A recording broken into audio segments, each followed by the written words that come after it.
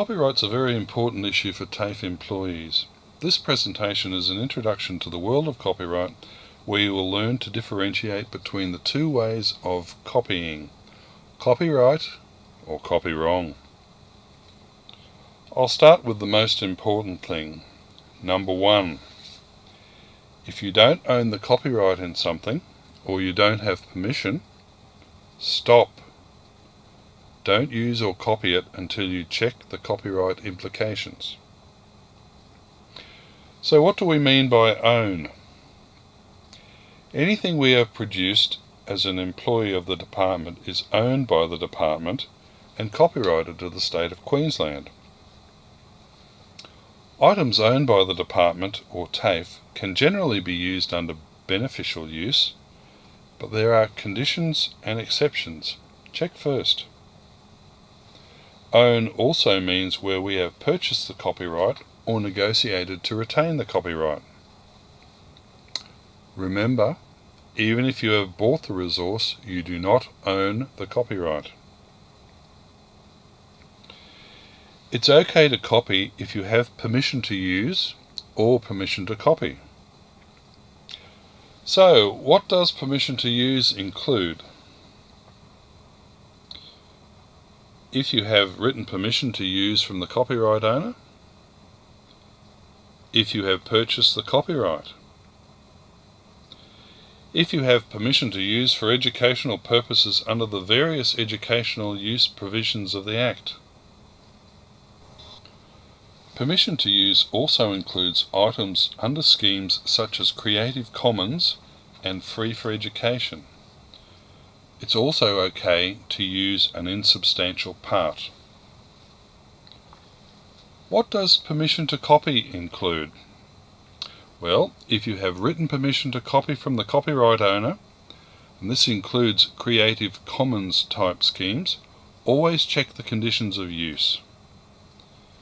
Permission to copy applies if you've purchased the copyright, if you make copies under the educational use provisions of the Act, but remember, correct notices must be used.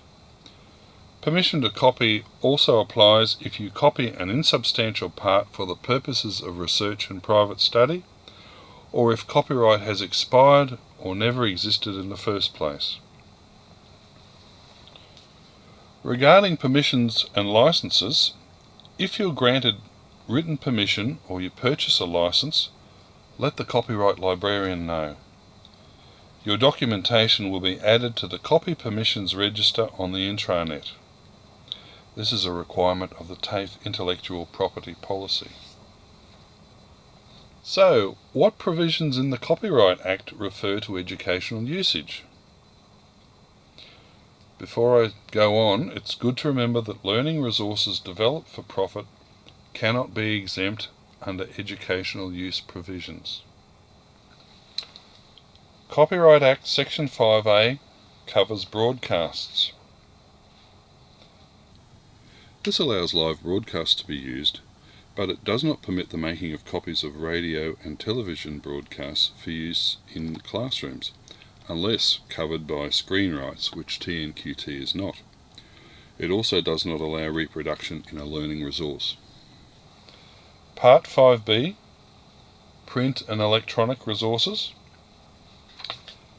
Part 5B allows the copying of print resources, usually 10% or one chapter, and the copying and communication of digital material. With electronic materials, it's okay to look at the articles, it's okay to print out or email a reasonable number, and you can make and use a copy for your own work. You can share it with other staff and students, and you can put a link to it. But it's not okay to make an excessive number of copies. It's not okay to copy every article in a journal or all of a book, even if it's just for you. It's not okay to copy an article and put it online, to share it with a non-TAFE person, or to use it for a non-TAFE purpose or for your own profit. And it's not okay to remove ownership marks. Now there's another part of the Act that's very useful, Section 200AB. It's really flexible and covers all sorts of exigencies.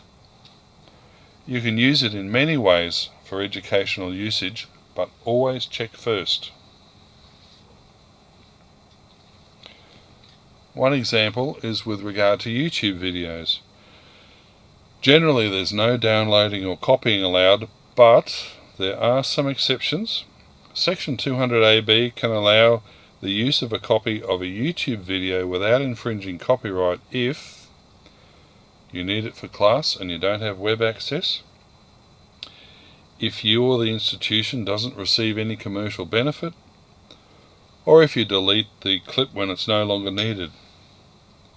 It's always better to show it live online or embed it in an electronic resource rather than downloading it. But always remember, it is never okay to copy 100% of a publication, to remove ownership marks, to reproduce without attribution, or to use and reproduce for commercial or financial gain. So, can we watch TV broadcasts in class? Under Section 28 of the Copyright Act, this is fine as long as the instruction is not for profit and the audience is limited to students and others connected with the institution. Can I use music in class? Yes. It's okay to play a commercially purchased or hired video or sound recording while teaching a class. And under Section 28, a TV broadcast of a concert is fine too. But remember, this provision does not allow the reproduction of music in an electronic learning resource. So where can I get more information? There's a LibGuide on learning skills in the LibGuide section on the Institute's website library page. This also covers issues like referencing, plagiarism and paraphrasing. And there are a couple of online documents that will be quite useful as well. There's the Intellectual Property Policy for TAFE Queensland Institutes and Statutory TAFE Institutes.